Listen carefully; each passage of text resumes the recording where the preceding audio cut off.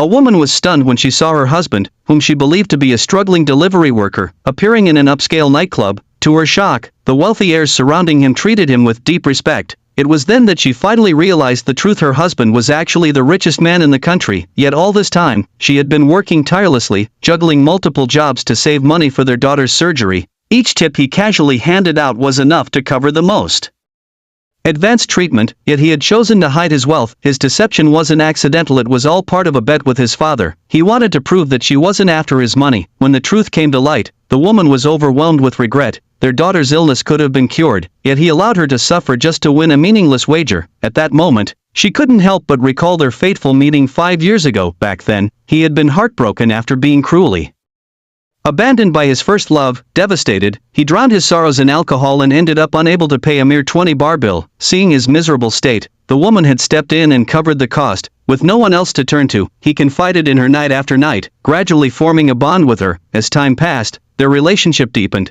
and they eventually had a daughter. But fate was unkind. Their child was born with congenital heart failure and had been hospitalized ever since. Determined to provide for their little girl, the man took on delivery jobs, vowing to save enough for her surgery. The woman believed in him, never realizing that whenever he walked away from her, he transformed back into the country's wealthiest heir. In reality, he had been funding their daughter's treatment in secret. However, fearing that she would uncover his identity, he never fully cured their child. Convinced he was just an ordinary worker, the woman did everything she could to support their family, working 8 different jobs a day and even selling her blood weekly. One night, while working at a bar, her manager ordered her to wear revealing clothes, claiming that the richest man in the country would be there with his first love. Out of curiosity, she turned to look only to freeze in horror. The man being referred to as the wealthiest in the nation was none other